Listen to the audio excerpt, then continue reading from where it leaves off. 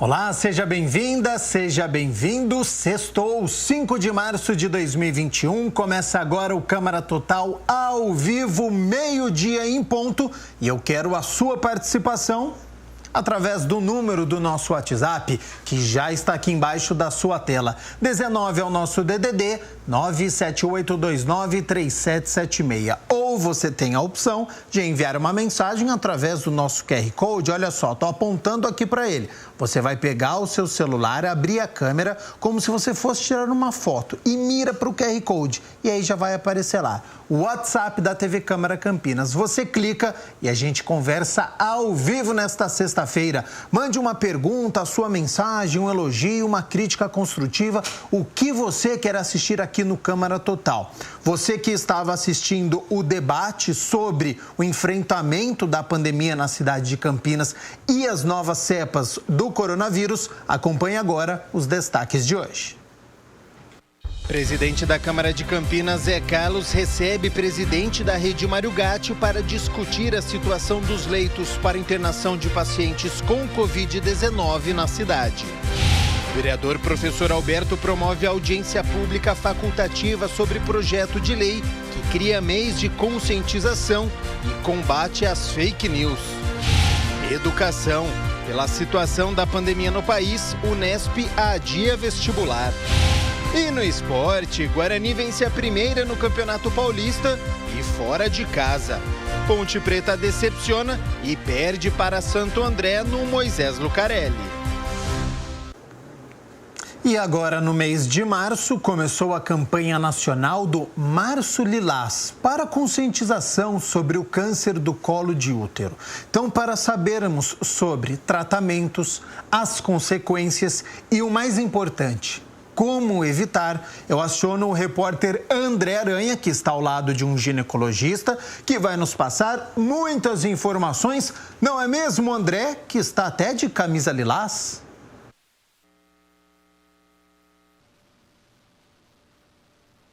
Pois é, Gabriel, um abraço para você. Você está vendo até que eu estou de lilás, né? Justamente porque eu apoio essa causa. O Março Lilás é um mês super importante.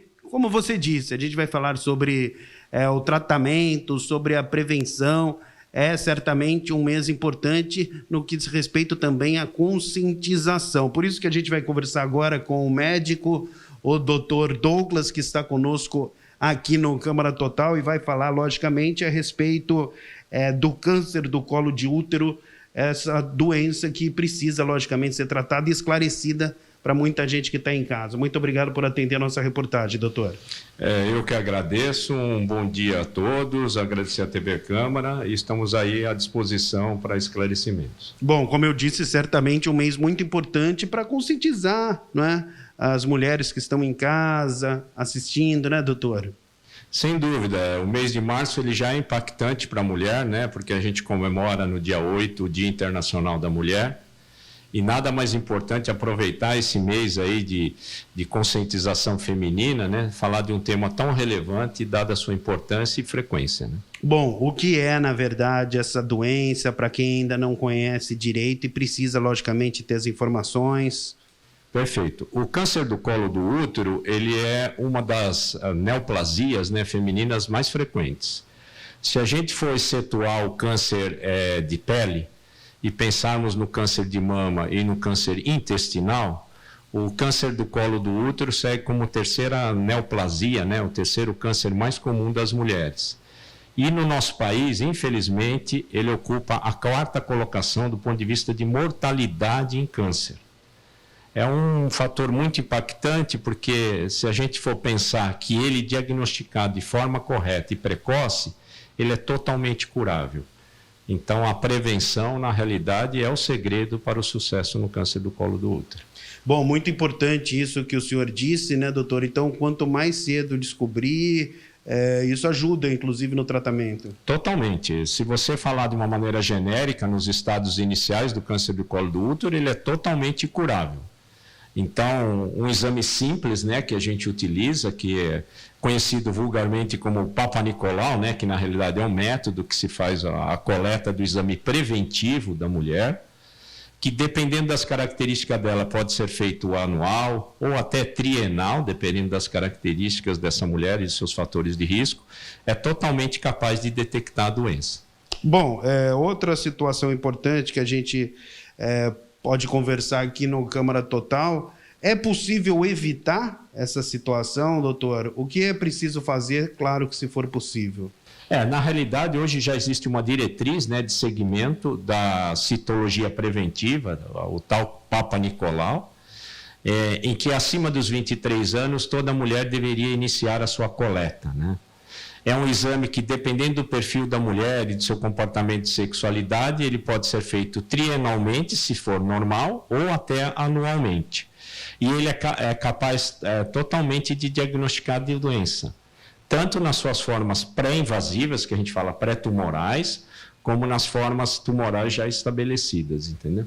Pois é, o senhor inclusive falou, não é, doutor, que é o 4º tipo de câncer mais comum entre as mulheres. São 570 mil casos novos por ano no mundo. Exato. Quer dizer, é um número realmente considerável. 500 mil. E o Brasil, infelizmente, tem algumas cidades assim, do nosso país que se destacam positivamente, ou melhor, de forma negativa, né, nessa estatística, né? Porque ainda o acesso ao exame, a cultura da necessidade de fazer exame, porque ele é um tumor muito assintomático. Então, o exame detecta a presença do tumor antes mesmo da paciente ter sintomas.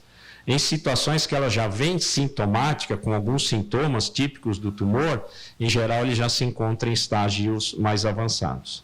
Bom, o senhor falou que algumas cidades do Brasil, não é? Como que é Campinas? Campinas tem, graças a Deus, uma política, né, de cobertura de citologia oncótica, que é o preventivo, muito grande.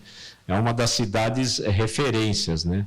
O que a gente observa, né, mas isso acho que é a nível mundial, é que esse estado pandêmico que a gente vive tem prejudicado um pouco, mas Campinas é uma cidade muito importante do ponto de vista de referência na assistência ao câncer do colo uterino.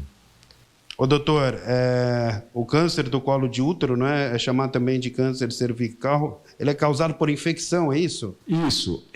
Uma pequena porcentagem, em especial em mulheres mais velhas, a etiologia não é muito conhecida, mas 96% das vezes a gente encontra uma etiologia muito clara, que é a infecção pelo papiloma vírus humano.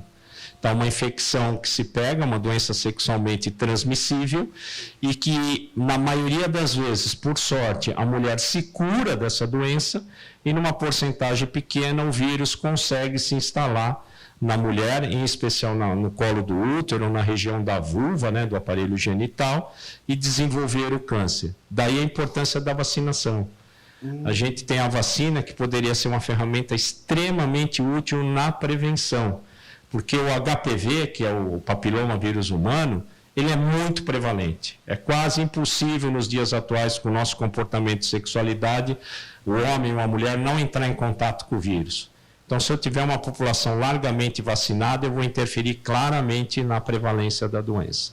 Bom, e na maioria das vezes a doença é curável, né? Totalmente, totalmente. Porque o exame preventivo é capaz de fazer a detecção, exames posteriores é capaz de identificar a gravidade da doença e nos seus estadios iniciais, principalmente nas lesões pré-invasivas, o tratamento é muito simples e de pequeno porte. Em situações já do câncer invasivo, ou seja, ele já está evidente de uma forma mais plena, o tratamento também é bem adequado com bons resultados. Bom, doutor, é importante também a gente falar o que aumenta, não é, o risco, que é justamente essa situação de início precoce da atividade sexual, múltiplos parceiros, também as mulheres que são fumantes, né?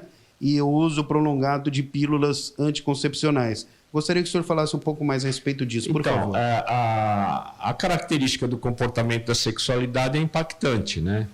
Por isso que a gente fala, nós estamos num momento hoje que não há como interromper esse ciclo de multiplicidade de parceiros, mas o uso do preservativo poderia ser um fator atenuante, né?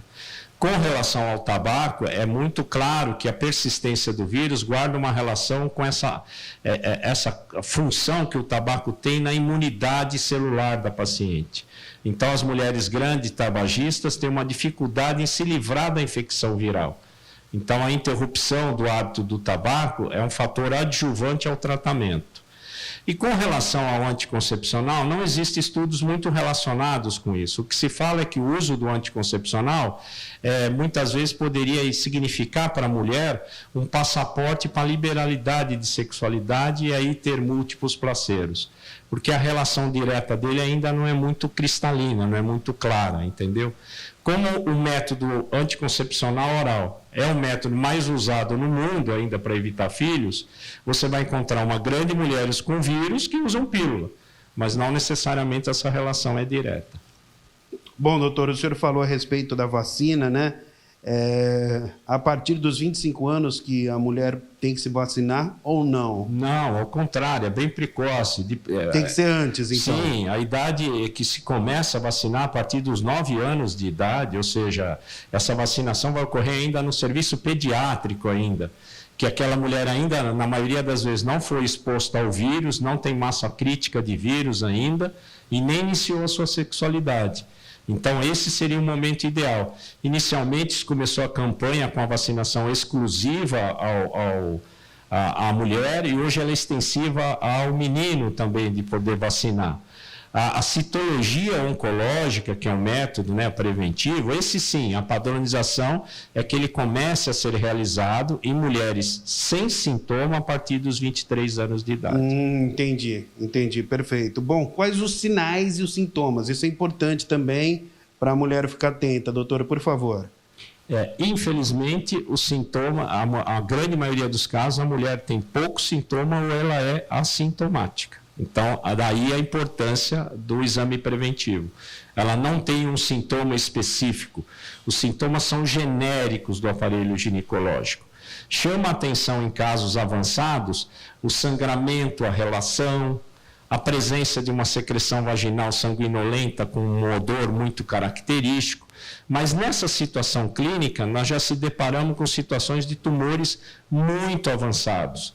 Então, nas fases iniciais, que seria o ideal, né, de a gente estar abordando essas pacientes, praticamente não existe um sintoma específico dizendo que ela tem aquela doença. Por isso a importância da rotina dela de fazer o exame preventivo, o Papa Nicolau. Qual a rotina que é preciso fazer esse então, exame? Se você tem uma mulher que tem um hábito de sexualidade que a gente fala fixo, né, ela tem um parceiro único, e ela mantém essa rotina, se ela tem uma sequência de 2 citologias preventivas, né, citologias oncológicas negativas, ela poderia, tendo esse comportamento de sexualidade, colher a cada 3 anos. E naquelas mulheres que ainda não têm um parceiro fixo, o ideal é que ela faça pelo menos anualmente, mas aí vai depender do estudo de caso a caso e fatores de risco, se já teve infecção pelo HPV ou não, que tipo de HPV que ela teve infecção, porque tem alguns HPVs chamados oncogênicos, facilitadores de câncer, e hoje a gente consegue inclusive identificá-los, a gente tem mais de 100 tipos, e eu consigo, pelo número, saber, ela tem um número X, Y, Z, tem mais potencial para desenvolvimento de tumores que outros tipos, entendeu? Então, hoje certamente evoluiu muito essa questão, né, doutor? Muito. E o próprio exame preventivo, né, ainda continua sendo a maior ferramenta. A identificação do tipo viral é um aditivo, né, mas o exame preventivo é o segredo para a gente vencer essa batalha contra o câncer do colo do útero. Bom, doutor, desde já agradecendo a sua participação aqui na TV Câmara Campinas, muito esclarecedora a sua entrevista. Algo a mais que o senhor queira colocar para o pessoal que está assistindo? Eu acho que o que deveria se colocar realmente é isso que vocês estão fazendo, esse trabalho de conscientização, de chamar a atenção da importância que é uma doença assintomática na maioria das vezes. Isso é muito importante. Isso é importante, porque esperar ter sintoma, em geral, o caso já está mais grave. É de fácil prevenção, o exame a ser realizado ele é simples, ele é barato, ele não precisa ser feito necessariamente pelo médico, pode ser feito pela própria enfermeira adequadamente, e nos estadios iniciais ele é curativo. Então, normalmente, hoje a gente brinca que um país que tem alta incidência, né, de câncer de colo uterino não tem medidas públicas muito adequadas na assistência à saúde feminina. É um marcador de qualidade, né? ter acesso a esse exame, e que é simples e barato, é a solução da coisa. Então tá bom, muito obrigado pela entrevista. Eu que agradeço, uma boa tarde. É isso aí, eu volto com você, Gabriel Castro. É isso aí, eu apoio, claro, essa causa. Estou aqui, ó, com a minha camisa lilás, por conta justamente deste mês tão importante de conscientização, o Março Lilás. Eu volto com você, Gabriel Castro. Certíssimo, André Aranha, muito obrigado por todas as informações, e também ao Douglas Bernal com todas as mensagens e as informações em relação ao câncer de colo de útero neste mês de conscientização agora em março. Olha só, com a pandemia de Covid-19, que já completou 1 ano aqui no nosso país, a maioria da população acabou deixando para depois outro cuidado importante com a saúde: as vacinações contra outras doenças. Isso é perigoso para o indivíduo e para a saúde pública em geral. A pandemia tem feito as pessoas irem menos aos postos de saúde para se vacinarem ou levarem seus filhos para receberem as vacinas das campanhas permanentes nacionais. É o que afirma Ana Cecília Zoccolotti, articuladora do programa de imunização em Campinas. Por medo de procurar uma unidade de saúde, ou até mesmo por esquecer, né, que tem as outras doenças que são preveníveis por vacinas, que nós já temos as vacinas, né, para prevenção, inclusive doenças que nós já eliminamos do nosso território, né? Nós não erradicamos, por exemplo, o sarampo, a difteria. Então, elas são controladas no nosso território brasileiro, mas elas existem, né? Há circulação mundial. E a prevenção começa desde o nascimento e deve ser seguida rigorosamente pelos primeiros anos de vida. Nessa época, as vacinas são importantes para combater doenças como a hepatite B, a tuberculose, o tétano, a catapora e a poliomielite. E a partir de então, a cada 10 ou 15 anos, no jovem e no adulto.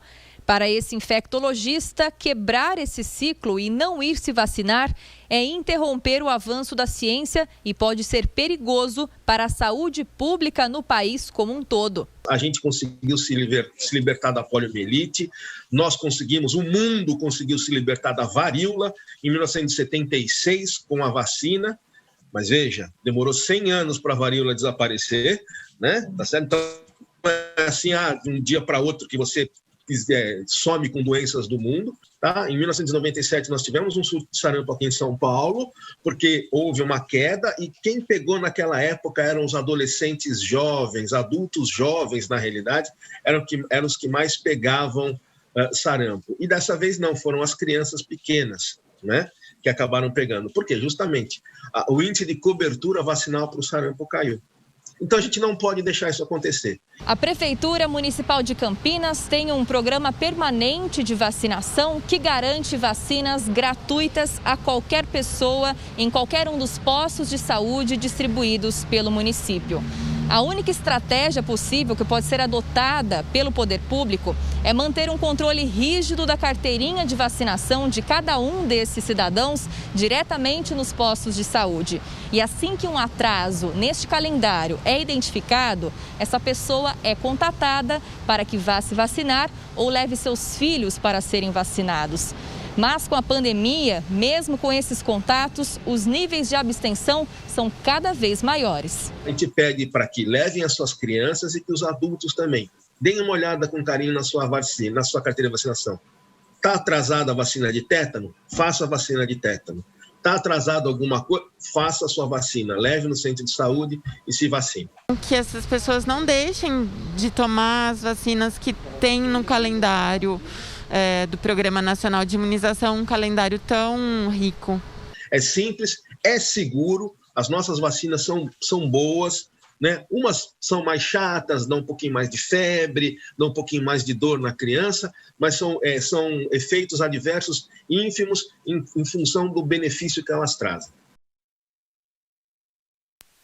Meio-dia e 20 agora, vamos fazer o seguinte, primeiro intervalo aqui no Câmara Total e na volta nós vamos falar sobre educação, já que o vestibular da Unesp foi adiado por conta da situação do país na pandemia. Tem as notícias da metrópole de Campinas informando ocupação de leitos no nosso município, tem informação importante em relação à vacinação contra a Covid-19, mais um centro de imunização aqui na cidade de Campinas. A gente vai falar da previsão do tempo para este fim de semana. Será que a chuva vai permanecer? E vamos balançar as redes com a vitória do Guarani e a derrota da Ponte Preta. Não saia daí.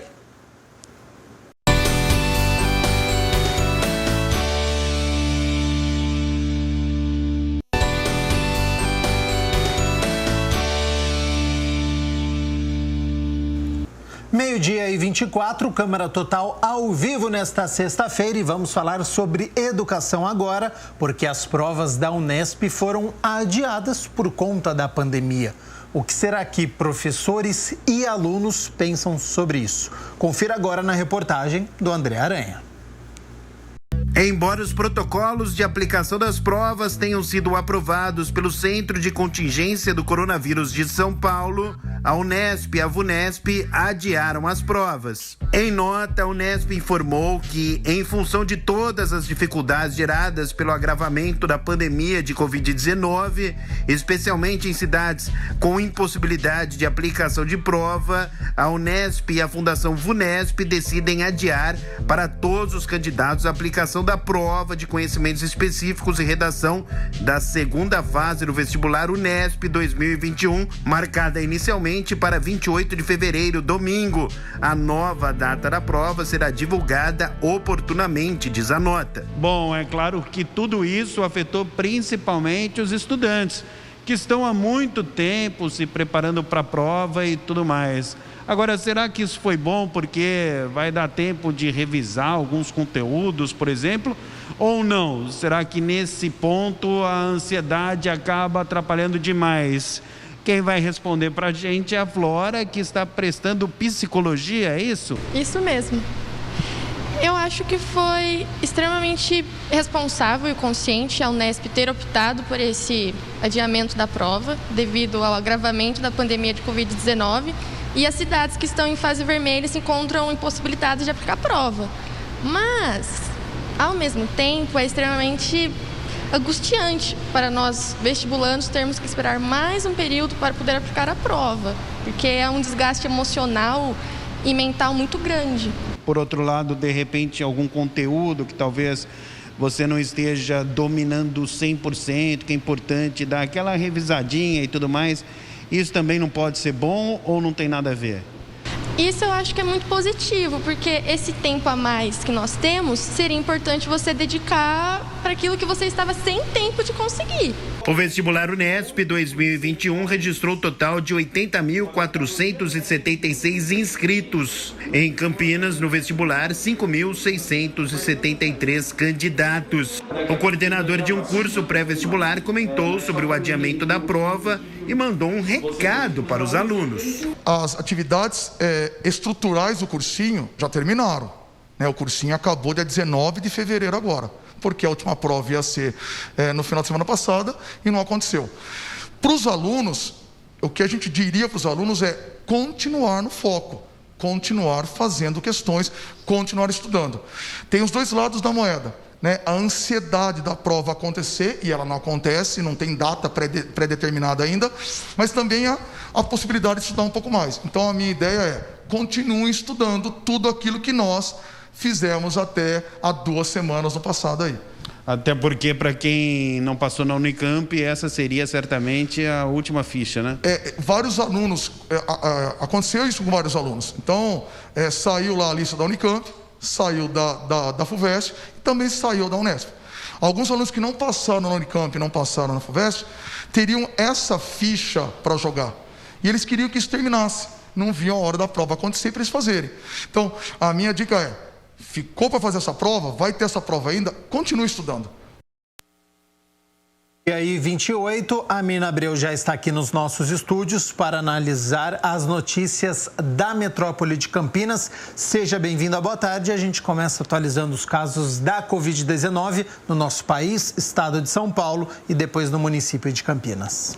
Bom dia, Gabriel. Bom dia a você de casa. E de acordo com o Ministério da Saúde, o Brasil até esta quinta-feira somava 10.793.732 casos da Covid-19. São 75.102 novos casos nas últimas 24 horas. Nós temos aqui no país 260.970 mortes devido a doença. E aqui no estado de São Paulo são 2.080.852 casos da Covid-19, com 60.694 óbitos. Agora nós vamos falar da região metropolitana de Campinas, que compreende 20 municípios. Olha, na nossa região, 174.298 casos confirmados e até esta quinta-feira, Campinas somava 70.795 casos. A única cidade que a atualização é um pouco mais antiga é Nova Odessa, que são os dados da última quarta-feira. Na sequência de Campinas aparecem Indaiatuba, depois nós temos Sumaré, Americana, Santa Bárbara do Oeste, Hortolândia, Paulínia, Valinhos, Itatiba, Vinhedo, Cosmópolis, Jaguariúna, Nova Odessa, Montemor, Arthur Nogueira, Pedreira, Santo Antônio de Posse, Engenheiro Coelho e continuam aí. As únicas cidades que têm menos de 1.000 casos da doença aqui na nossa região: Olambra com 888 e Morungaba com 539. Agora nós vamos falar dos óbitos na RMC. São 4.412 mortes confirmadas devido à Covid-19. Campinas lidera esse ranking aí com 1.914 óbitos até esta quinta-feira. Indaiatuba, 361, Sumaré, 359, Americana, 290, Santa Bárbara do Oeste, 285, Valinhos, 268, Hortolândia, 257, Paulínia, 112. Na sequência, cidades com menos de 100 óbitos. Itatiba, logo após Itatiba, nós temos também a cidade de Vinhedo, Nova Odessa, Montemor, Vinhedo, Cosmópolis, Jaguariúna, Arthur Nogueira, Pedreira, Engenheiro Coelho, Santo Antônio de Posse, Morungaba e Olambra. Lembrando que a gente vai falar um pouquinho aqui dos óbitos em Campinas. Olha, Gabriel, nós temos 9 óbitos confirmados devido à Covid-19 nas últimas 24 horas. Lembrando que nós tivemos óbitos registrados nos dias 15 de janeiro, que é um que ainda não tinha o exame de confirmação, e os outros vêm do dia 18 de fevereiro até a última data no dia 3 de março. E ainda de acordo com a Prefeitura, o que se pode ser observado é o aumento exponencial dos óbitos de pessoas menores de 60 anos. Olha, nós tínhamos já também na questão da internação, por exemplo, que também aumentou o número de internação com pessoas que não são consideradas idosas, né? Então, a gente percebe por esse número de óbitos e por internação que a preocupação é essa. Olha, nós tivemos aí nas últimas 24 horas 36 casos a mais, mas não significa que é um alívio. Na verdade, de acordo com a nota da Prefeitura, o que nós tivemos foi que o sistema do Ministério da Saúde estava fora do ar e por isso que nós temos, em relação à quarta-feira, apenas 36 casos a mais. Nós aguardamos, então, a atualização que deve ser feita ainda nesta tarde. E pelo detalhamento aqui dos óbitos, chama atenção uma mulher de 56 anos que não tinha comorbidades e mesmo assim foi vencida por esta doença. Então é uma notícia muito triste e que mostra que a doença provavelmente esta nova cepa mais agressiva já circulando pelo município de Campinas. A gente deve ter essa confirmação nos próximos dias, mas pelo aumento do número de casos e de morte de pessoas abaixo dos 60 anos, provavelmente os cuidados precisam ser redobrados nesta pandemia, no momento que nós estamos vivendo agora no mês de março. Por falar no momento que nós estamos vivendo, ocupação de leitos na cidade de Campinas, aquela atualização diária que nós fazemos, continua acima dos 90%? Continua. Olha, infelizmente, nós temos 90,42% de ocupação nesta quinta-feira. E os leitos são divididos assim. No SUS municipal, que é a rede Mário Gatti, dos 116 leitos disponíveis, 113 ocupados, o que equivale a 97,41%. No SUS estadual, 30 leitos. Lá no HC da Unicamp, 27 estavam ocupados nesta quinta-feira, 90%. E na rede particular, dos 167 leitos disponíveis, 143 ocupados. Inclusive, de acordo com a Prefeitura, ontem mesmo, o Hospital Metropolitano, que na última terça-feira teve essa intervenção da Prefeitura, passou a ser utilizado como gripário. Gripário é, de acordo com a Prefeitura, o primeiro local de atendimento às pessoas que têm síndromes gripais, para ver se é Covid ou não. E de acordo com a Prefeitura, olha, ontem o Hospital Metropolitano já recebeu 15 pacientes, permaneceu fechado durante a noite e as pessoas aí nos próximos dias, a expectativa é que tenham lá 10 leitos de UTI e 20 de enfermaria que serão abertos nos próximos dias. Então, atualmente, o gripário que ficava até então no Mário Gatti, atendia entre 120 e 140 pessoas por dia, já fazendo essa triagem, passando por observação, para então depois ser encaminhado para tratamento em casa ou até, em casos mais graves, internação. Mina Abreu, vamos falar um pouquinho sobre a vacinação. Eu estou aqui com o site aberto, vacina.campinas.sp.gov.br. Chama a atenção aqui sobre o agendamento. Então, neste momento, tem uma pausa técnica para a otimização do sistema e, de acordo aqui com essa mensagem, retorna até as 2 horas da tarde. Neste momento, 12h35. Então, você que está nos acompanhando, você que quer fazer o agendamento, você aí na sua casa até as 2 horas da tarde, vai entrando no site, vai atualizando para você conseguir fazer o agendamento agora para as pessoas de 77, 78 e 79 anos. Gabriel, não há uma nota oficial da Prefeitura sobre o que está acontecendo no sistema. Ontem foi anunciada a volta do agendamento, até porque Campinas recebeu novas doses da vacina da Secretaria de Saúde do Estado. Então, a gente aguarda para ver o que está acontecendo. E até esta quinta-feira, 98.130 pessoas foram vacinadas. E também a Prefeitura anunciou que a partir de amanhã, deste sábado, nós teremos aí mais um local de imunização na cidade, que fica ali na região noroeste, que é no antigo prédio da Naed Noroeste, na Vila Castelo Branco. Então, a partir de amanhã também nós teremos, então, mais esse local, formando aí um total de 5 locais de vacinação contra a Covid-19 e, como o Gabriel já mostrou aqui, até 2 horas da tarde não está sendo possível esse agendamento por enquanto. Aqui em Campinas é preciso ficar atento. Vamos só relembrar então os 5 centros de imunização que nós temos na cidade de Campinas para quem está nos acompanhando. Nós temos o Centro de Vivência do Idoso. Isso, a gente tem o Centro de Vivência do Idoso, que fica no Taquaral, o CAIC Zeferino Vaz, na Vila União, a Casa da Criança Paralítica, que começou a funcionar na última semana no Parque Itália, e também o Clube Círculo Militar, que também passou a funcionar essa semana lá no Chapadão, e o Centro de Imunização Noroeste, que é na antiga Naed, ali na Vila Castelo Branco.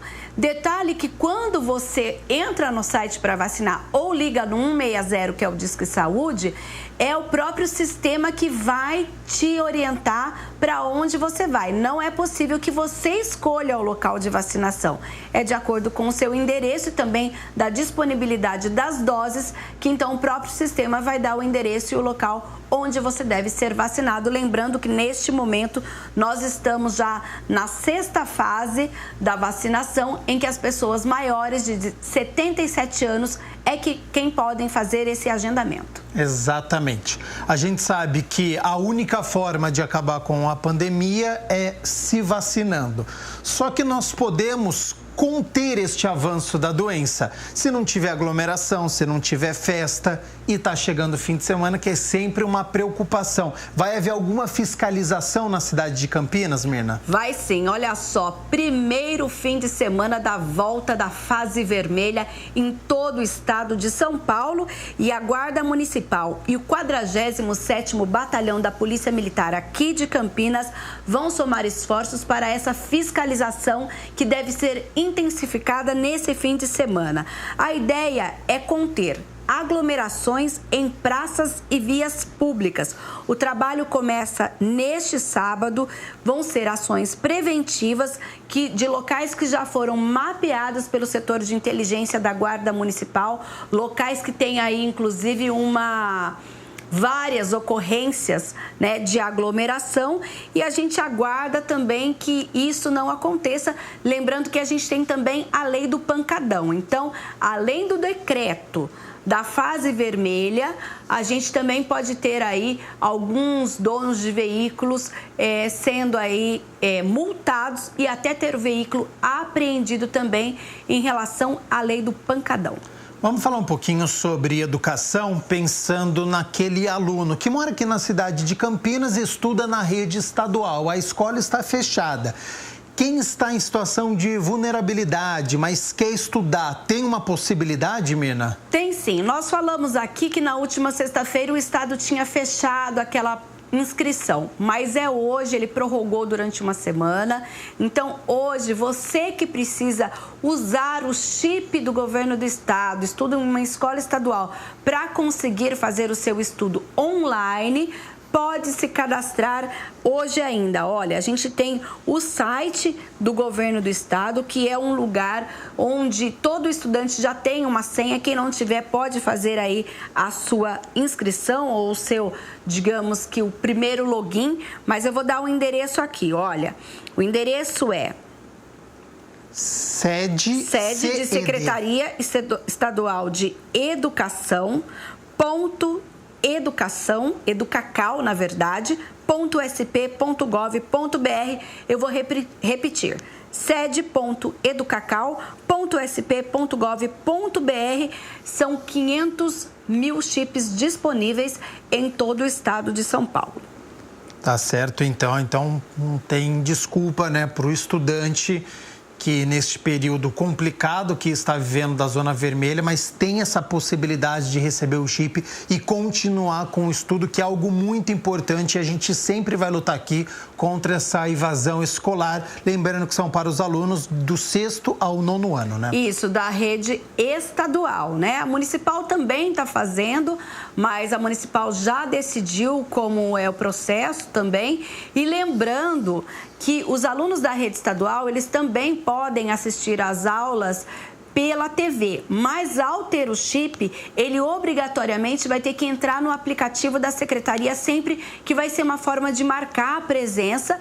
E lembrando também que existem as plataformas, a gente percebe quem tem alunos da rede estadual em casa, que estão sendo utilizados grupos de WhatsApp e a própria plataforma de estudo com as atividades e as respostas que devem ser enviadas. Então, olha, gente, não deixe para a última hora, vai estudando. A gente sabe que não é a mesma coisa do presencial, mas é importante neste momento que todos os alunos consigam fazer aí o mínimo, né, em casa, para depois ter esse reforço nas aulas presenciais quando elas forem possíveis. Faça esse esforço então para continuar os estudos, porque é algo muito importante e necessário para toda a nossa sociedade. Fim de semana está chegando, vai ter interrupção no fornecimento de água em inúmeros bairros neste domingo. Então, em quais bairros e o que as pessoas precisam fazer?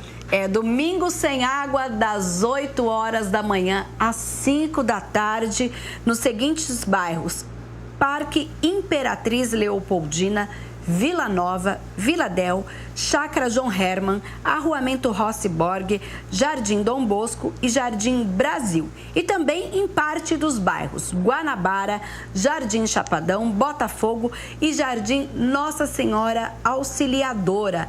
Nessa região será feito um serviço de capeamento de redes pela Sanasa e por isso domingo sem água.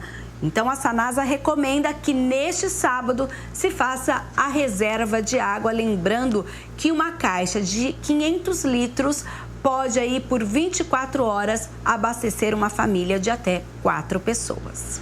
E para nós encerrarmos as notícias da metrópole aqui de Campinas, fase vermelha, tudo fechado, parque, bosque, mas quem quiser se exercitar, Mina Abreu, tem uma possibilidade? Tem sim, olha, a gente tem falado bastante, inclusive no começo da pandemia se fez muita live e esta vai ser uma forma utilizada pela Secretaria Municipal de Esportes e Lazer aqui de Campinas, que no domingo promove entre 10 e 11 horas uma Caravela Fitness Live com transmissão online de aulas de ginástica e dança ao ar livre.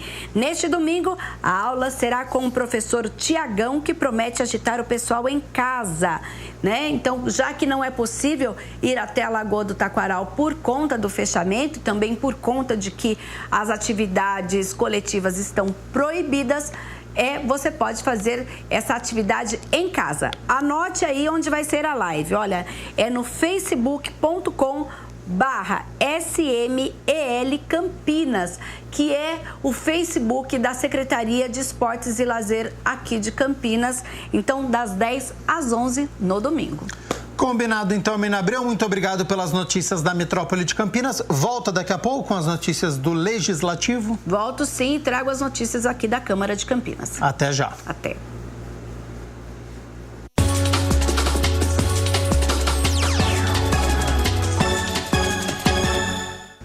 Hora da gente balançar as redes do Campeonato Paulista, porque ontem aconteceu o encerramento da segunda rodada e o Guarani foi até a cidade de Ribeirão Preto e se deu bem. Vamos mostrar então o gol do Bugre na etapa final. Tinha um jogador a mais, já que o Pará, lateral esquerdo do Botafogo, foi expulso.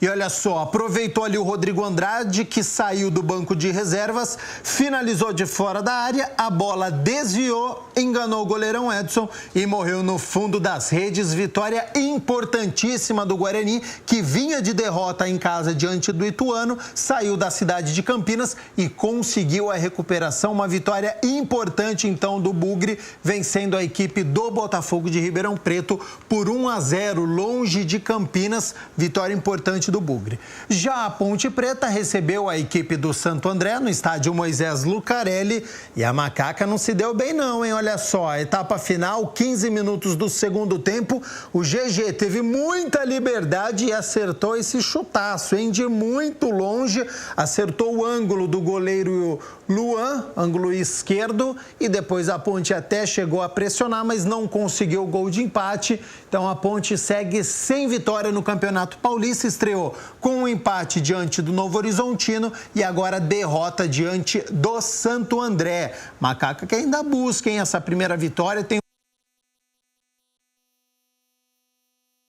11 horas da manhã é a próxima partida da Macaca, que vai ter aí muitos problemas, né? Já que tem os casos de Covid que nós citamos ontem no programa, não tem o Camilo, meio-campista, não tem o volante Barreto, o zagueiro Rayan, então muitos problemas vivendo o técnico Fábio Moreno da Ponte Preta.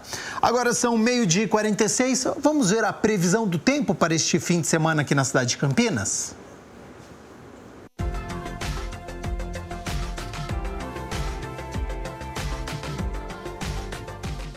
Bom, você que mora aqui na cidade de Campinas já percebeu a mudança no tempo, né? A nebulosidade tomou conta, aquele calor foi embora, choveu em boa parte da cidade pela manhã e para o fim de semana, esta condição vai permanecer, viu? Tempo fechado, com previsão de chuva, tem alerta da Defesa Civil, principalmente para o sábado, viu? Mais de 50 milímetros, o que é considerado uma grande quantidade, então Então tome cuidado, você que estiver na rua, você que mora em área de risco, porque amanhã há previsão de chuva forte para a cidade de Campinas. Vamos às temperaturas então para este sábado e para este domingo. Olha só aqui na minha tela. Fim de semana chuvoso, então nada do sol aparecer. E a temperatura bem amena para o verão, hein? A gente tem no sábado mínima de 20 e máxima de 27. E no domingo menos chuva, mas ela ainda aparece. Olha só a temperatura, aí já chega até a ser um friozinho, hein? Mínima de 19 e a máxima não deve passar dos 23 graus. Não é porque estamos na fase vermelha que não podemos nos programar para o fim de semana. O Rubens Morelli traz todas as dicas de entretenimento para você e ainda o projeto Sotaque Blues, que faz uma releitura de músicas brasileiras. Então chega mais Rubens Morelli com o Cultura Total. Oi, bom dia, boa tarde e uma boa noite para você que está aí também conectado. Está começando mais um Cultura Total aqui na tela da TV Câmara Campinas, neste dia 5 de março, dia do filatelista. Quem aí é do tempo das cartas e dos selos? Pois é, os filatelistas são aquelas pessoas que colecionam os selos, né? Quem são, onde vivem, do que se alimentam? É nesta sexta-feira no TV Câmara Repórter. Mentira, não tem nada disso aqui não, mas eu quero deixar um abraço aqui para todos os filatelistas que de selo em selo contam a rica história da humanidade. Bonito, né? E se você conhece algum filatelista, mande uma mensagem pra gente aqui no nosso WhatsApp. O número é o 97829-3776. Então, tá começando, né? Roda a vinheta aí.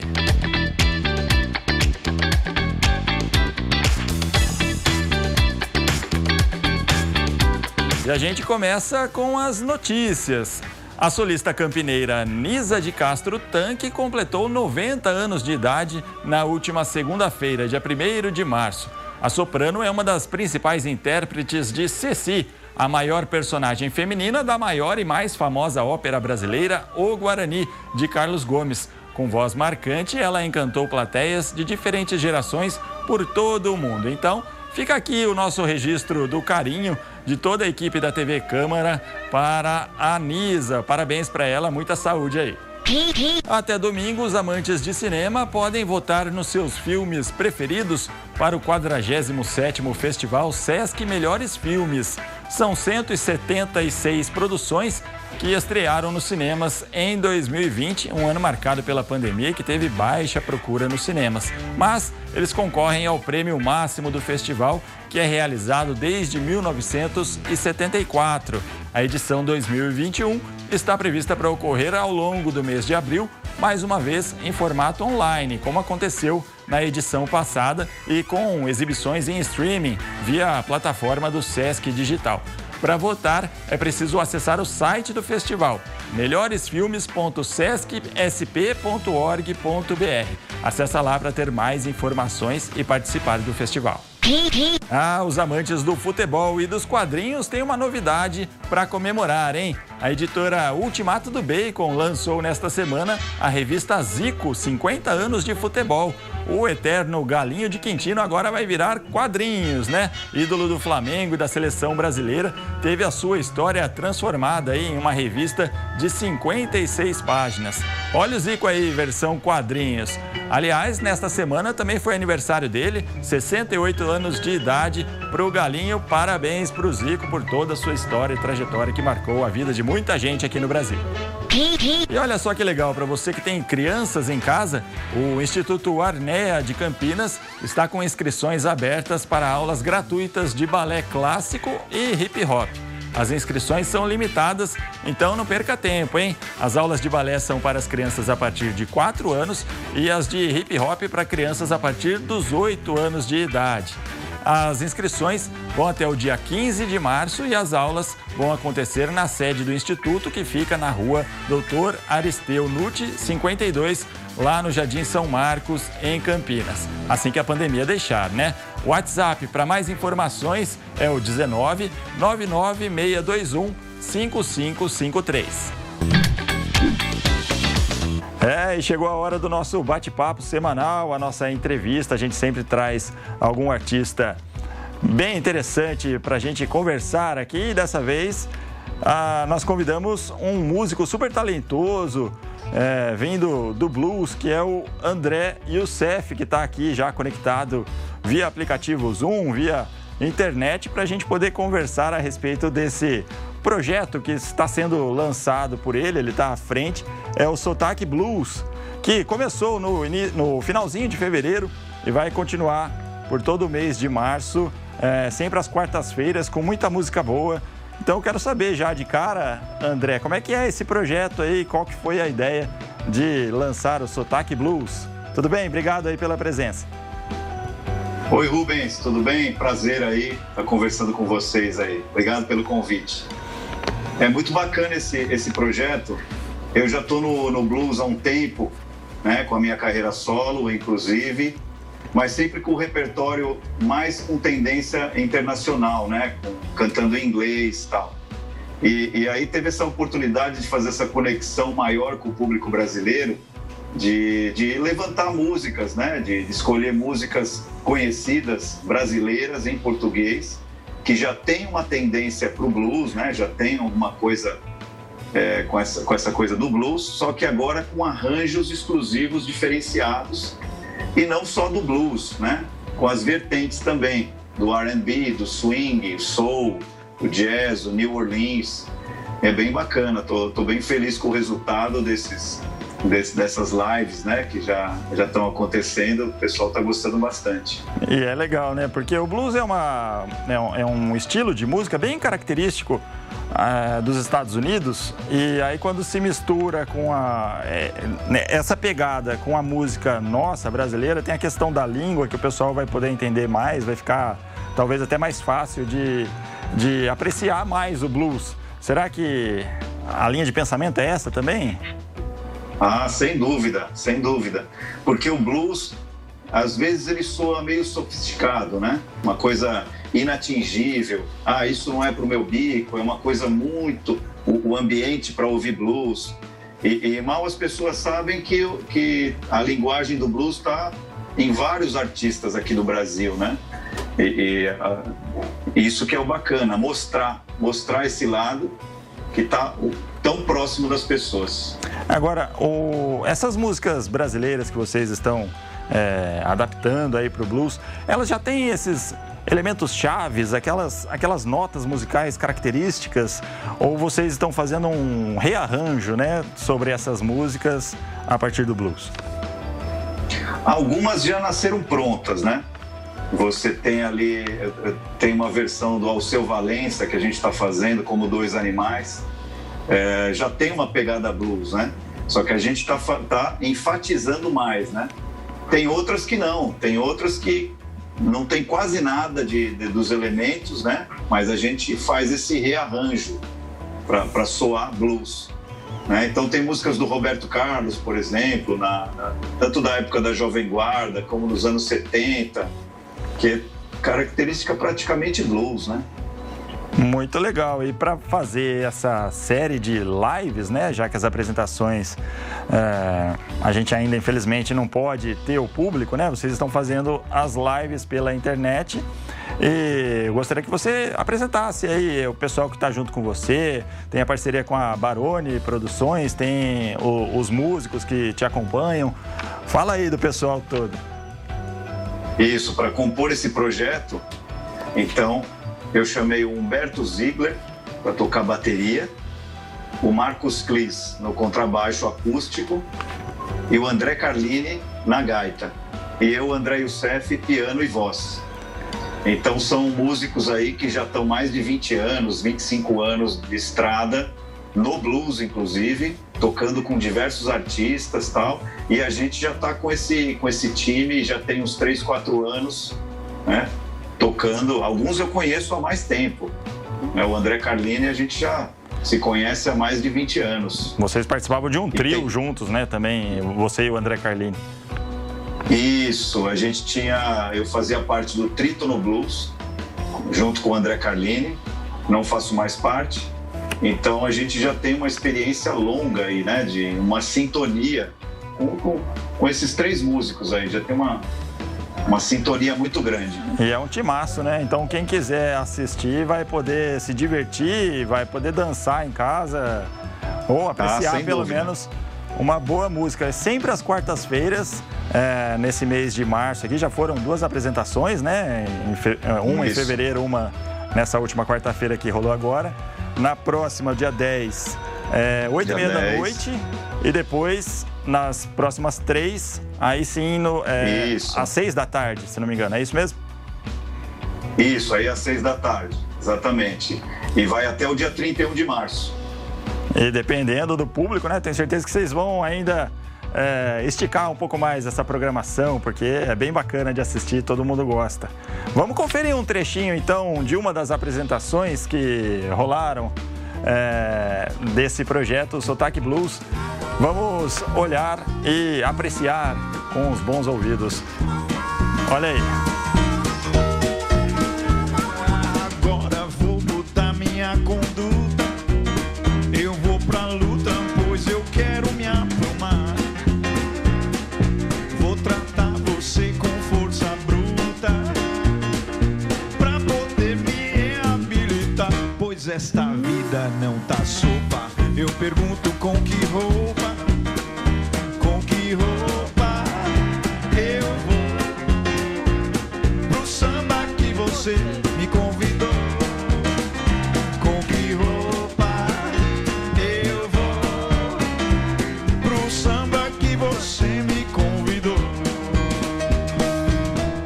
E a gente faz uma pausa na entrevista para oferecer dicas de leitura aqui no Cultura Total. Um dos livros mais vendidos do mês de fevereiro no Brasil foi Torto Arado, de Itamar Vieira Júnior, da editora Todavia. Não é exatamente uma novidade, mas já vem fazendo sucesso há algum tempo e sendo inclusive taxado de novo clássico da literatura nacional. Nas profundezas do sertão baiano, 2 irmãs encontram uma misteriosa faca na mala guardada sob a cama da avó. E a partir daí, as vidas das irmãs ficam para sempre ligadas a ponto de uma ser a voz da outra. Um romance que tem um texto brilhante e que oferece um grande elemento de insubordinação social que vale a leitura. Outra dica mais voltada ao público juvenil é A Droga da Obediência. 5 estudantes enfrentam uma trama internacional, o sinistro Dr. QI, que pretende aplicar uma poderosa droga em estudantes dos colégios de São Paulo. Esse livro deu início à série Os Caras, que tem agradado bastante a moçadinha. Então, hashtag fica aí a dica de leitura para todo mundo, já que ler é muito bom, sempre traz o mundo para dentro da sala de leitura. E aqui no Cultura Total, claro, a gente também prestigia a literatura nacional. Muito bem, nós estamos conversando aqui com o André Youssef, que está à frente desse projeto Sotaque Blues. Mas eu quero falar um pouco também a respeito da sua carreira. André, você já tem bastante experiência na estrada, aí já está há uns 28 anos na carreira, mas essa paixão pela música começou cedo, né? Eu estava lendo a sua biografia, desde criancinha você já estava interessado aí nos instrumentos musicais? Isso, desde os 8 anos de idade já comecei tocando o órgão, né? Depois migrei para o piano, toco um pouco de violão. Minha paixão, né? É uma coisa que desde criança já vim desenvolvendo isso e depois com os 14, 15 anos já comecei a trilhar pelo blues. Às vezes inconsciente, né? É isso que é o bacana. Inconsciente eu já estava absorvendo as músicas que tinham essa pegada também do rock dos anos 50, 60, né? Tá tudo ligado. Tem aquela coisa às vezes o músico procura a música, mas às vezes a música procura um músico, né? Então aconteceu isso com você também? Isso aconteceu, a música que escolhe a gente, né? Eu costumo dizer que é um vírus, né? Uma vez que tá dentro da gente, não larga mais. Mas esse é um vírus do bem, né? Esse é um do bem. Esse é um vírus gostoso de ter. E você Exatamente. Tem uma experiência bacana também dentro do rock, porque você faz parte já há algum tempo, acho que desde 2008, da banda que acompanha o Nazi, que é o fundador do IRA, né? Um dos grupos de rock mais importantes aqui do Brasil. Como é que é essa experiência também, misturar o rock, o blues, essa experiência de estar ao lado do Nazi? Como que isso agrega na sua musicalidade? O Nazi, exatamente. Desde 2008 eu faço parte da banda do Nazi, do IRA, e é muito importante. Aprendo sempre, né, com o Nazi, porque o Nazi, além de ser uma das figuras mais importantes aí do rock nacional, ele tem uma ligação com o blues muito grande, né? Isso que acabou nos atraindo. No primeiro ensaio, assim, que a gente começou a experimentar, né? Quando eu conheci ele pessoalmente, já rolou uma sintonia, né? E ele veio lá do Nazi e os Irmãos do Blues, que tem desde a década de 90. E aí, quando acabou o IRA, a primeira vez que acabou o IRA, 2014, foi quando eu... Não, na verdade, 2007, né? Acabou o IRA pela primeira vez.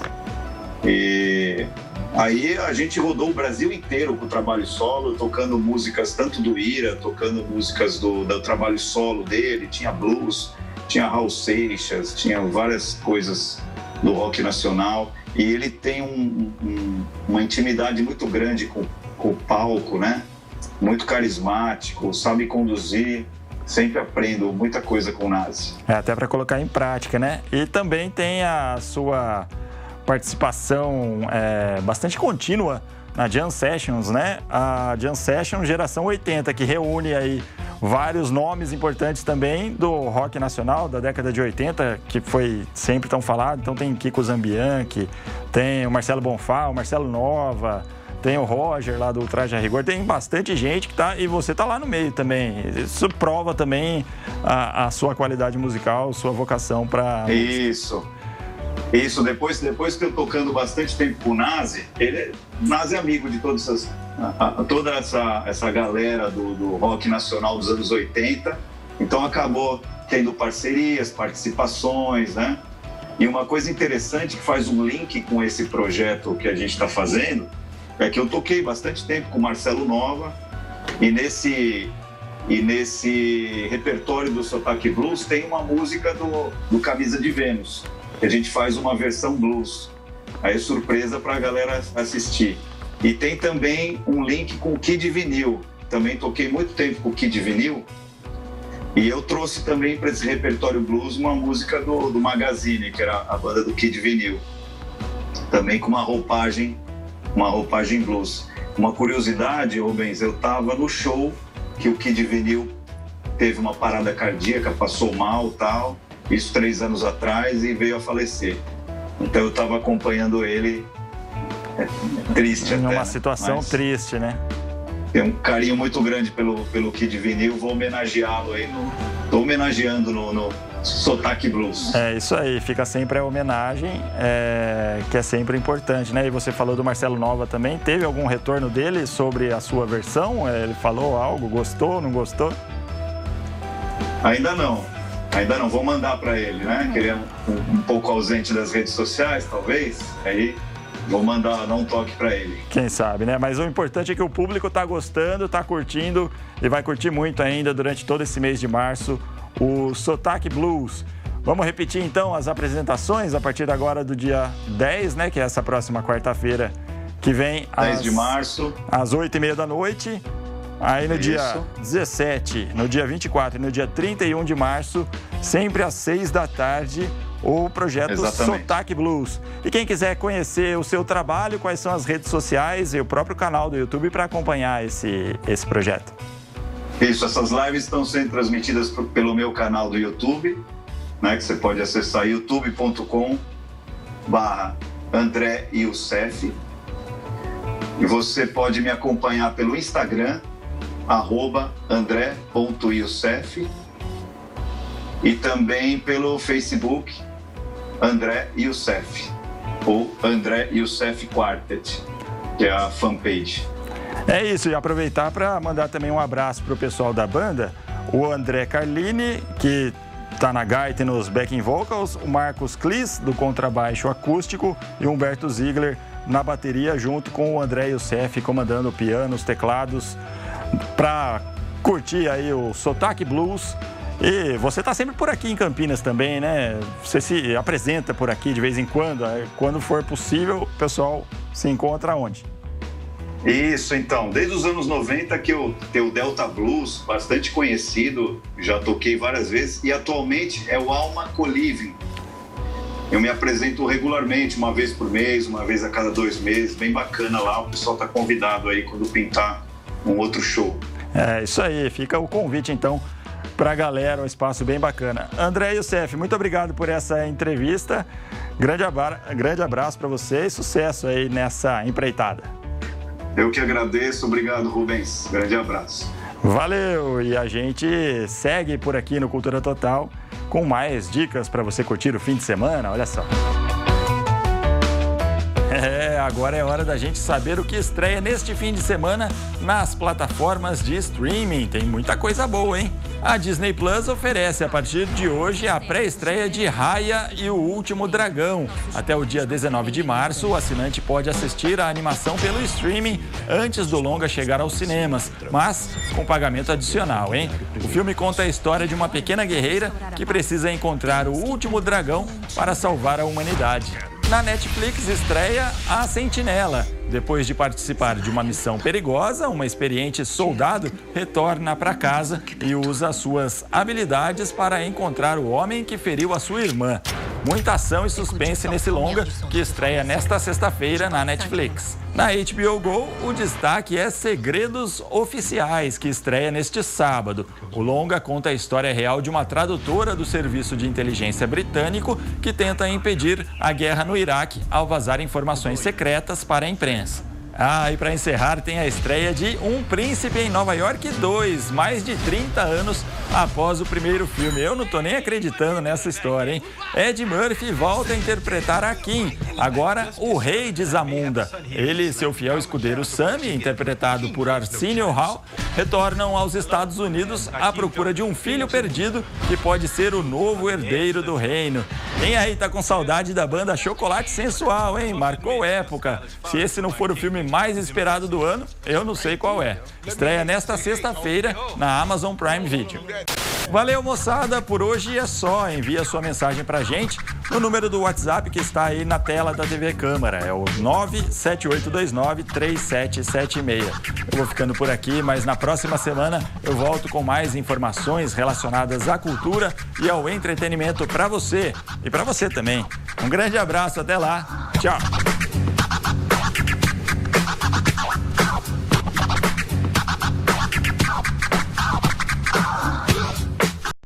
Até sexta-feira que vem, Rubens Morelli, cheio de informações e com as suas graças também.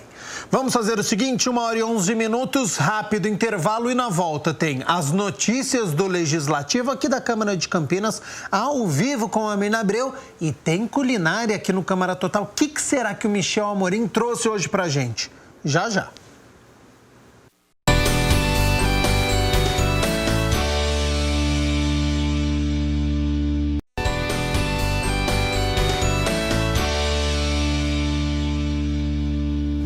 Câmara Total de volta ao vivo nesta sexta-feira. A Mirna Abreu, ela já está aqui nos nossos estúdios com muitas informações de tudo o que aconteceu aqui na Câmara de Campinas. Ontem foi dia de uma reunião importante, então seja bem-vinda e boa tarde, Mirna. Boa tarde, Gabriel. Boa tarde a você aí de casa. E essa questão dos leitos e da situação de Campinas no enfrentamento à Covid-19 tem sido uma preocupação frequente dos parlamentares. E ontem, o presidente da rede, Mário Gatti, esteve aqui na Câmara em conversa com o presidente do Legislativo e também o presidente da Comissão de Política e Social e Saúde. Acompanhe. Uma corrida contra o tempo. Contra a velocidade de propagação do vírus. Porque o que nós notamos na reunião de hoje? Que está tendo o número de casos de atendimento, está se mantendo mais ou menos alto, mas está se mantendo. O número de internações está aumentando muito. Então, isso indica um pouco mais de gravidade da doença. Gravidade que tem preocupado o Legislativo, que busca soluções para socorrer a cidade neste momento tão crítico. Sim, nós convidamos o Dr. Sérgio para que ele viesse até a Câmara Municipal. Convidei também o presidente da Comissão da Saúde, porque nós vamos ter uma reunião em São Paulo para saber qual é a real situação da cidade de Campinas, dos nossos hospitais, das nossas UPAs, onde nós vamos estar fazendo as reivindicações que os munícipes aqui precisam. E nada como trazer os profissionais da área, os responsáveis pelas áreas, para que eles nos orientem e nos digam qual é a real situação. Porque nós temos problemas do Covid, nós temos problema de falta de leito na cidade de Campinas, que cada vez esse vírus infecta mais gente e a prefeitura não tem a capacidade de avançar com leitos na proporção dos infectados. Por isso, a reunião também contou com a presença do vereador Paulo Haddad, que é presidente da Comissão de Saúde da Câmara e que tem acompanhado de perto a situação da Covid-19 em Campinas. Nós estamos numa situação muito crítica, uma situação que está chegando no limite, né? Vemos que as nossas vagas em UTIs exclusivas para a Covid, elas estão se esgotando. Na busca de evitar o colapso, novos leitos serão abertos. Segunda-feira nós vamos abrir 28 leitos na Anchieta Metropolitana, na UPA. Esses leitos já estão montados, estamos só esperando o RH, que chega segunda às 7 da manhã, que são médicos basicamente e um pouquinho de enfermagem. Então já começam 28 leitos lá. Daqui, nós fechamos o contrato ontem, daqui 15 dias, acho que um pouco menos, eu vou abrir mais 28 leitos dentro do Ouro Verde, que seriam os leitos equivalentes ao hospital de campanha antigo. E por que essa opção? Porque o hospital de campanha ele é um hospital precário. É uma barraca com uma estrutura hospitalar. E eu colocando esses leitos dentro de um hospital, eu fico mais seguro. O doente fica mais seguro, dá melhores condições para ele. Então você está vendo, a gente vai chegar daqui a 15 dias a ter mais leito do que a prefeitura teve no ápice da pandemia em julho. O problema é que a cidade precisa de mais. Nós não temos dinheiro suficiente e nem espaço para a contratação de muitos leitos. Mas nós temos que estar conscientizando a população, esses pancadões que trazem e que levam à presença dos jovens. Ele disse agora há pouco que a infecção de 30 a 50 aumentou muito na cidade de Campinas. E daqui a pouco vai se pegar as outras idades, pessoas de 20, que já tem, né, doutor? Que já está acontecendo. Isso é preocupante. E nós temos que saber, porque à medida que isso vai avançando, mais infectados, mais leito a gente está precisando. E nós precisamos da ajuda do governo do estado. É por isso que nós vamos, a Câmara vai até o Palácio dos Bandeirantes para saber como é que o estado vai agir aqui em Campinas, porque nós vamos ter aí uma superlotação, já está tendo, e a tendência é piorar cada vez mais. Para não deixar piorar, o Legislativo segue acompanhando de perto a situação. A Câmara Municipal tem feito o seu papel, tem procurado estar bem próximo, né, dos acontecimentos para que a gente possa agir de uma forma mais efetiva, uma forma mais enérgica. A nossa preocupação, é nosso dever como poder público, estar acompanhando a evolução desses casos para que a gente corra atrás das soluções. Nós sabemos que Campinas sozinha não tem condições, nenhuma cidade do estado tem condições de suportar o aumento que se está tendo se a população também não nos ajudar. E por iniciativa do vereador professor Alberto, a Câmara de Campinas promoveu uma audiência pública facultativa para discutir um projeto de lei que tramita na casa, que trata do mês de conscientização e combate à fake news. O repórter Rubens Morelli acompanhou a discussão. As fake news foram tema de uma audiência pública facultativa realizada pela Câmara Municipal de Campinas na última terça-feira. Autor do projeto de lei que cria em Campinas o mês da conscientização, orientação e combate às fake news, o vereador professor Alberto diz que toda a população já foi vítima de notícias falsas em algum momento e sofreu com as consequências. O número absurdo de notícias falsas que cotidianamente a gente se depara. Eu acho que todos nós já fomos vítimas dessa situação. Então, como eu sou da área da educação, a minha leitura sempre é pedagógica. E eu acho que um dos elementos mais relevantes na área da pedagogia é você fazer a prevenção, é você preparar as pessoas para reagirem ao que é errado. Para a audiência pública, o parlamentar convidou Ítalo Barioni, presidente executivo do Grupo RAC, que publica o jornal Correio Popular em Campinas. O executivo pôde falar sobre os desafios do jornalismo profissional nos dias de hoje. Para o vereador professor Alberto, as fake news têm o poder de destruir reputações de empresas e de pessoas e precisam ser combatidas. É um assunto gravíssimo e todos nós, todas as pessoas de bem, as pessoas sensatas, têm que fazer, sim, essa reflexão ao receber uma notícia, antes de compartilhar, tem que fazer uma análise para ver se aquilo realmente é uma notícia correta e que vai contribuir com a sociedade. Após a realização da audiência pública facultativa, o projeto de lei vai seguir a tramitação na Câmara, passando pelas comissões da Casa antes de ser levado à votação no plenário. De acordo com a proposta, a data ocorrerá anualmente, sempre no mês de março. Para nós aqui é muito importante nós passarmos essa reflexão, porque vai trazer conscientização. E o nosso objetivo é isso, que as pessoas sejam conscientes e dê uma resposta contra qualquer fake news. Diga não à fake news. E na última semana, a Câmara de Campinas instalou uma comissão de representação que vai acompanhar a questão do acesso à rodovia dos Bandeirantes nos distritos do Campo Grande e do Ouro Verde. O vereador Igor Diego é o autor da proposta e o repórter André Aranha conversou com ele sobre essa iniciativa. O presidente da comissão é o vereador Igor Diego. Os parlamentares Otto Alejandro, Rodrigo da Farmadic, Marrom Cunha e Arnaldo Salvetti fazem parte da comissão. A comissão tem como finalidade acompanhar a criação do acesso da rodovia dos Bandeirantes aos distritos do Campo Grande e do Ouro Verde. Hoje não existe essa alça de acesso. A rodovia dos Bandeirantes, ela só é ligada em um ponto no município. Então, só existe uma entrada no município de Campinas. Nós estamos pleiteando mais 2 entradas, um para cada distrito. Hoje a população tem que dar uma volta muito grande, para conseguir o acesso mais próximo à rodovia. E assim sendo, nós acreditamos que esses acessos ajudaria também no desenvolvimento econômico e industrial da elevação dos distritos, Campo Grande e Ouro Verde. A rodovia dos Bandeirantes, que ela cruza ali a John Boy Dunlop, no distrito do Campo Grande, e também pelo distrito do Ouro Verde.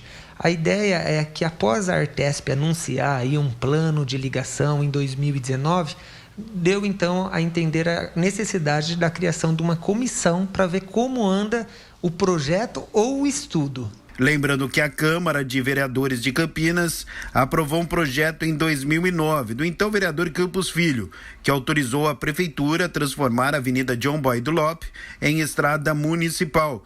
O vereador Igor Diego fala sobre a obrigação da comissão de cobrar e fiscalizar, principalmente porque a comissão foi criada após a Agência Reguladora de Transporte anunciar em 2020 que realiza estudos para a criação deste acesso, que já é uma demanda antiga da população do local. Nós iríamos cobrar mesmo uma alça de acesso, a ligação da rodovia na avenida. O parlamentar destaca que o acesso vai trazer inúmeros benefícios e facilidades para toda a população de ambos os distritos. Além da questão da evolução industrial, comercial, também facilita muito no dia a dia. Hoje, por exemplo, quem pega a Dom Pedro de Barão Geraldo, ela consegue pegar Dom Pedro, a Anhanguera, para vir se deslocar dentro do próprio município. Então, o acesso na Bandeirantes também facilitaria para a gente conseguir ter opções de acesso de deslocamento para o serviço via rodovia. Por isso, o trabalho da comissão está bem definido. Além de mostrar a importância, nós queremos saber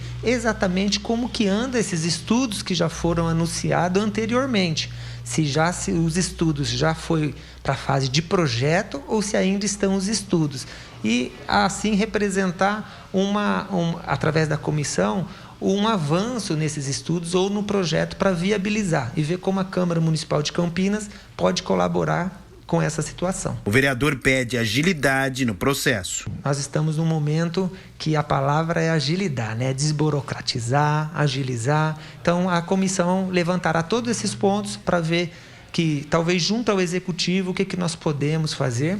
E já estamos entrando em contato com a Secretaria de Transporte de Campinas, a Artesp, que é responsável pela regulamentação da rodovia, e os trabalhos já começaram.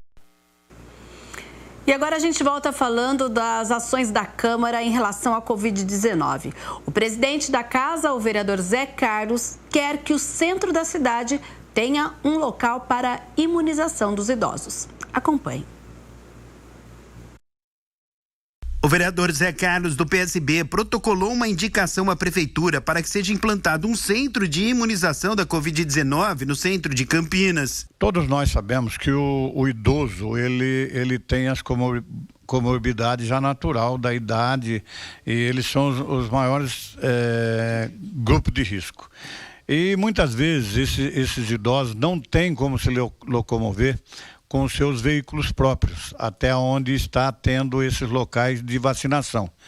Então eu estou solicitando ao prefeito municipal que ele abra ou faça um posto de vacinação no centro da cidade, onde esse idoso possa se locomover através do transporte público até esse local, para ele ter mais facilidade e ter condições de tomar essa vacina, com toda a segurança, com todo o protocolo que recomenda a Organização Mundial da Saúde. Então nós esperamos que o prefeito atenda a nossa solicitação e faça no centro da cidade ali um local onde esses idosos possam tomar a sua vacina. Hoje, Campinas conta com o Centro de Vivência do Idoso na Lagoa do Taquaral, a Escola Caíque Zeferino Vaz, no Parque Residencial Vila União, a Casa da Criança Paralítica no Parque Itália e o Clube Círculo Militar, que fica no Jardim Chapadão. O vereador diz ainda que é importante reforçar que a solicitação de um novo local de imunização no centro tem como finalidade contribuir com o programa de vacinação dos governos federal e estadual. De acordo com o vereador Zé Carlos, são muitas reclamações dos idosos, que, olha só, às vezes têm dificuldades para dirigir. O parlamentar diz que aqui no centro da cidade, um ponto de vacinação facilitaria muito a vida das pessoas da terceira idade. Todos nós sabemos que a pessoa de 80, 70 anos para frente, ela já tem dificuldade de dirigir e de se locomover. Então, se a prefeitura abre ali um local de vacinação, essas pessoas idosas podem pegar o coletivo, pode pegar o transporte público, se dirigir até esse local com toda a segurança, né? Com máscara, com álcool gel, onde ele vai ficar ali fazendo a sua higienização e tomar a vacina tranquilamente e voltar para o seu lar. É isso que nós esperamos e isso que nós pedimos para o prefeito. Lembrando que foi anunciado pela Prefeitura mais um local de imunização a partir deste sábado, que fica ali na Vila Castelo Branco para atender a região noroeste, mas ainda não tem nada apontando que nós teremos um local no centro da cidade. Gabriel. Já estou aqui com o site do Legislativo aberto. Você aí de casa pode acompanhar também na página principal campinas.sp.leg.br sobre uma ação parlamentar do vereador Marcelo Silva, porque Mirna Abreu, ele pediu uma urgência em um projeto de lei. Ainda sobre a Covid-19, nós temos aí várias iniciativas parlamentares e uma delas é o projeto de lei do vereador Marcelo Silva, que considera a atividade escolar como essencial. A gente sabe que a gente está no meio de uma polêmica entre voltar ou não às aulas. Tem um grupo que defende a volta com segurança, outros que falam do risco. Então, por isso, essa proposta é que o projeto seja votado em urgência aqui na casa. Lembrando que neste período de fase vermelha em Campinas, nem escolas estaduais, municipais ou particulares podem funcionar. Então, a ideia do parlamentar é que com esse enquadramento como serviço essencial na cidade, essas unidades possam ser reabertas. E o projeto, se aprovado o pedido de urgência, entra na pauta nos próximos 15 dias.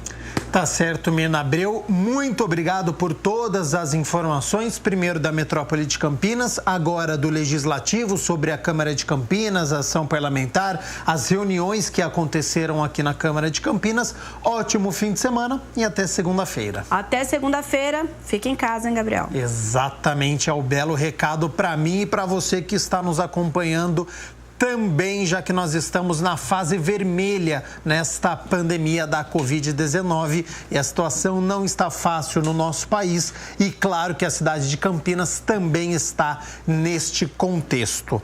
1h31 antes de encerrar o Câmara Total. Claro que tem culinária, né? Sexta-feira, e a gente vai falar hoje aqui sobre uma planta que ela é meio ardida, tem um sabor meio forte. Então eu quero saber o que o Michel Amorim fez hoje, porque está chegando o Cozinha Fácil e hoje com uma conserva de pimentas. Vamos assistir.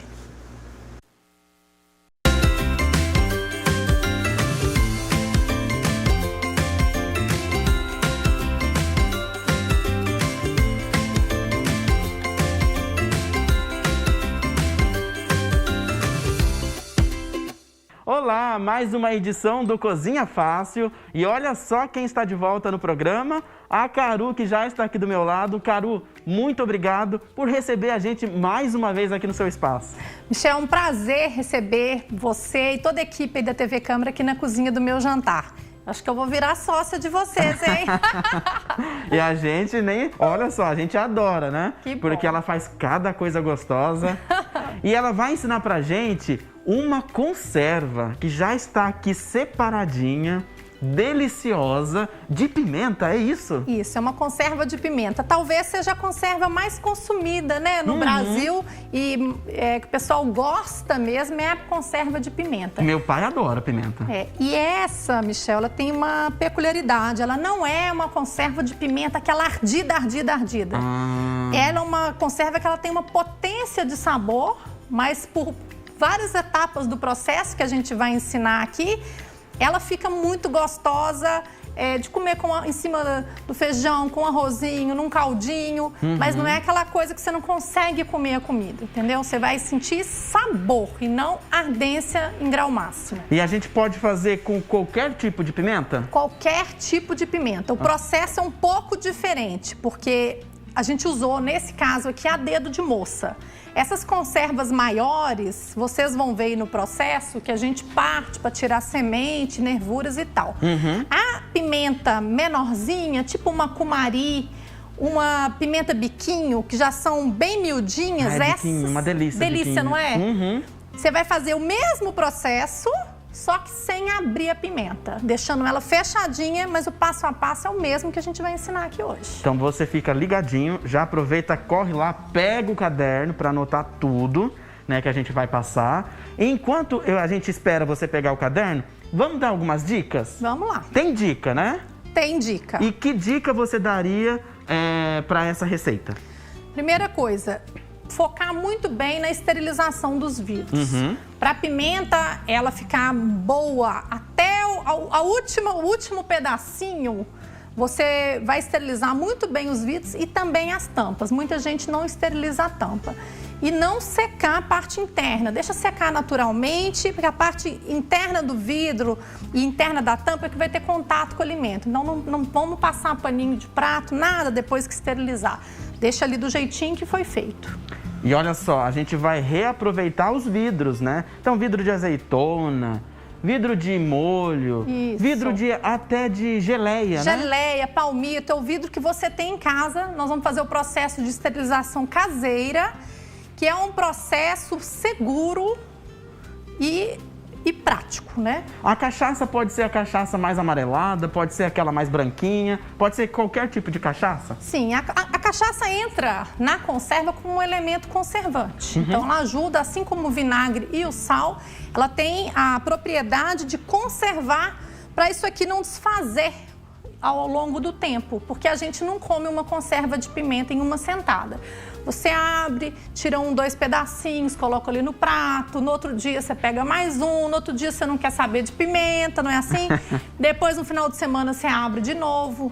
E para não estragar, a cachaça e o vinagre e o sal entram aí nesse processo. E muito importante, na hora de manusear, usar aí para tirar um garfinho ou de plástico, que é o ideal, ou de, sei lá, um garfinho de pau, esses de bambuzinho, e não entrar em contato com coisas que possam oxidar, igual os garfos normais que a gente usa em casa, de alumínio, de aço inox, tá? Outra coisa que eu tenho dúvida, né? O vinagre. O vinagre precisa ser o sabor de maçã? Não, para o meu paladar, para as minhas receitas que eu desenvolvi, conserva é essencial fazer com vinagre de maçã. Tá. Por ele ter um sabor mais suave, a conserva ela fica mais palatável. Não é aquela conserva que você coloca na boca e, ai meu Deus, tá ardendo tudo. Não, você vai sentir o sabor do alimento. Então, na hora que você puxar aqui, pelo uso do vinagre de maçã, você vai sentir o gosto da pimenta e não o vinagre vai entrar ali suavemente, mas quem vai brilhar vai ser a pimenta. Pra gente dar todo um sabor, o que a gente tá usando ali de tempero? De tempero, além do sal que saboriza, a gente coloca o alho, né? E também a folha de louro. Entram como elementos saborizantes aqui na conserva. Dá pra colocar mais algum, sei lá, uma pimentinha do reino, um orégano, ou você não recomendaria? Eu indico aqui também uma rodela de cebola crua, que fica muito bom, saboriza bastante. A branca ou a roxa? Eu colocaria a branca. Tá. Porque a roxa ela tem uma tendência a soltar um pouco da cor, então eu usaria a cebola branca. E a pimenta, eu usaria a pimenta rosa, que são aquelas bolinhas, né? E não a pimenta do reino, porque a pimenta do reino aqui, normalmente, ela sobe, dá uma manchadinha, a pimenta rosa faz um papel legal aqui. Olha aí, quantas dicas, né? Caru, pessoal, já deu tempo de pegar o caderninho, não deu? Ah, dá. Deu tempo, sim. Então agora, confira tudo aí, as quantidades da nossa receita. Anote aí, 200 gramas de pimenta, a de sua preferência. Nesta receita, estamos usando dedo de moça. A medida de um dedo no pote de vidro de cachaça. Uma colher de sobremesa de sal. Vinagre de maçã até cobrir o alimento. Um dente de alho. E uma folha de louro. Os dois são opcionais. Anotado? A gente segue aqui, olha aqui no nosso balcão, a gente tem a nossa pimenta em conserva. Aliás, eu agora vou dar uma dica. O pessoal que perdeu o programa Cozinha Fácil, a Caru já esteve aqui ensinando como é que se faz uma conserva de mini legumes, né? Isso. Então, você vai lá no YouTube da TV Câmara Campinas, tem a playlist, né, do nosso programa Cozinha Fácil, e você encontra o programa com a Caru, né, sobre essa receita. Então, perdeu essa receita, é só ir lá no YouTube da TV Câmara Campinas. A gente segue aqui com a nossa receita de conserva de pimenta. Isso.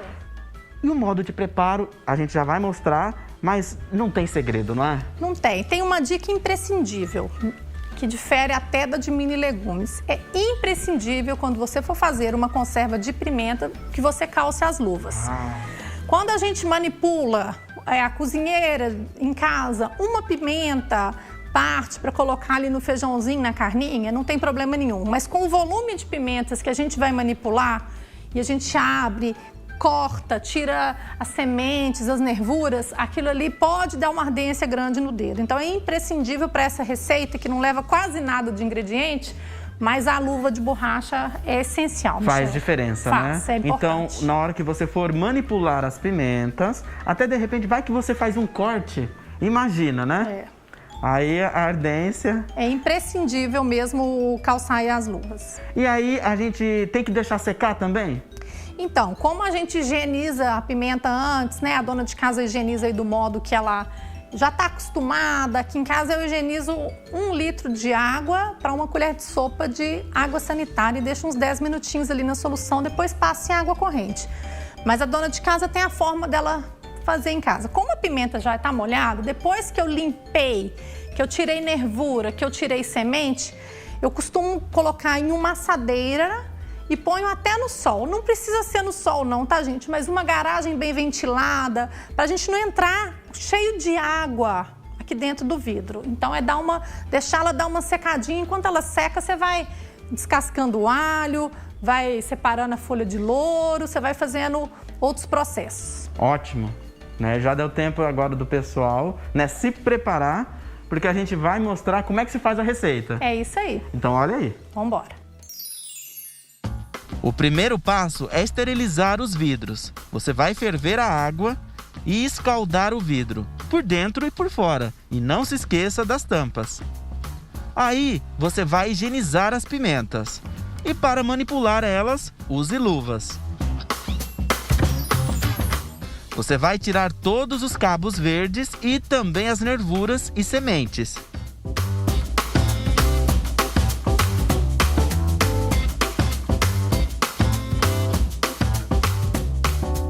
Espalhe as pimentas em uma assadeira e deixe secando no sol. Enquanto isso, separe o alho, o louro, o sal que vamos usar como tempero. Agora sim, chegou a hora de montar a nossa receita. Separe o vidro e coloque o sal, a cachaça, o alho e as pimentas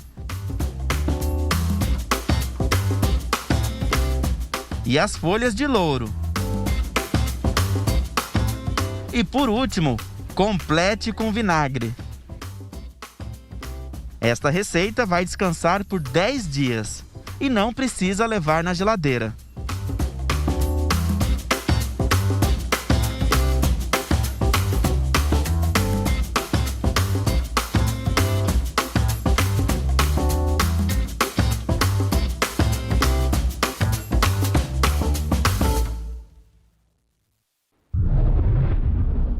Agora que você já viu como é que se faz, Caru, eu sempre encerro aqui o programa experimentando a nossa receita, só que dessa vez não vai ser possível, porque ela precisa ficar curtindo, né? Ela precisa de um tempo para curtir. Isso. Então essa receita que nós acabamos de fazer aqui, quanto tempo ela vai levar curtindo? Então, de 7 a 10 dias, você já pode abrir o vidrinho, começar a deliciar. E a validade é indeterminada, desde que você manipule aí com aqueles cuidados que a gente já falou, né? E mais um segredinho que a gente não pode esquecer para evitar, para não estragar, não oxidar, é a questão também de cobrir todo o alimento, né, toda a pimenta com o vinagre, né? Isso, tem absolutamente, não pode ficar nenhuma pontinha para fora, gente, é tudo mergulhado ali no vinagre mesmo. E essa receita tem um outro particular. É uma receita muito barata, mas muito barata. É uma excelente fonte de renda para quem quiser ganhar um dinheirinho extra aí, fazer conservas para vender, para presentear. O custo é baixo e o pessoal ama. Olha só que legal. Então, além de você aprender a fazer uma conserva que pode servir para o seu consumo mesmo, né? Muitas pessoas durante essa pandemia, né, nesse período de pandemia, perderam o emprego. Então dá para fazer como uma fonte de renda, né, ou como agrado, né, levar para um amigo, entregar para um amigo como presente, né? E várias possibilidades.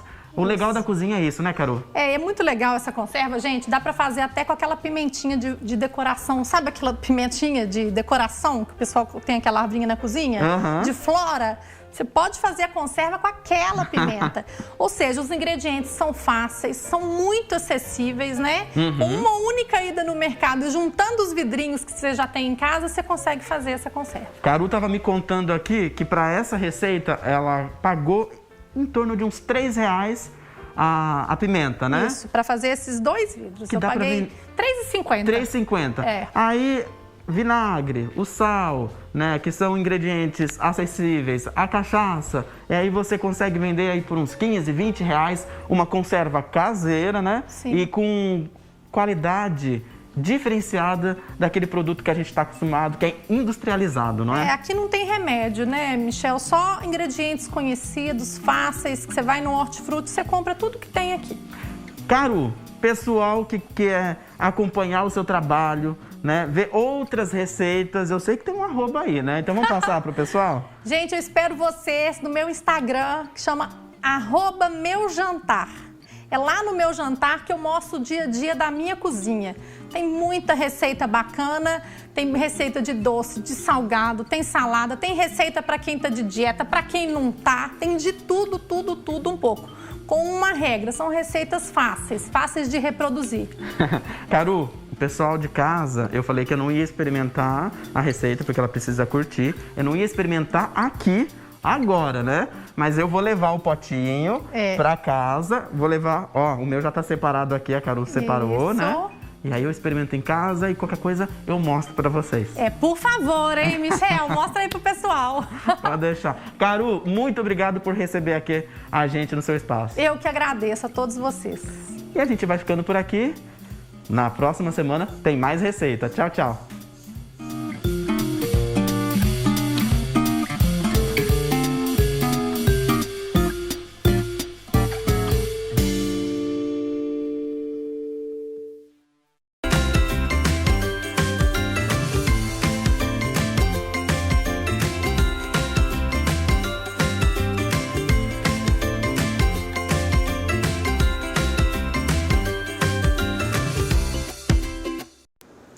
Antes de encerrar o Câmara Total, nós vamos com aquelas pessoas que se arriscam na cozinha, só que não dão muito certo. E aí o que acontece? Vai parar lá no perfil, na página dos Chefes na Quarentena e a gente reproduz aqui no nosso programa. Vamos conferir.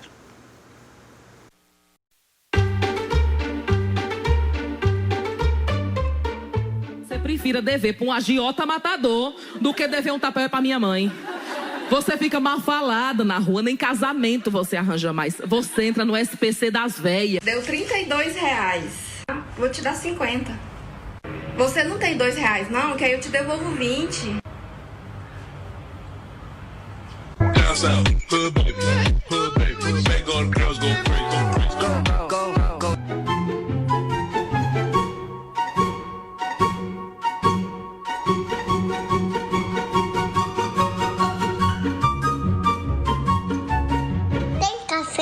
Tem? Tem. Você quer uva? Não, quer café. Café? Deixa eu tomar pouquinho. Deixa eu tomar tomar um pouquinho café? Pode? Só um pouquinho? Pode. Só? Senão você tem que dormir. Eu tô um pouquinho.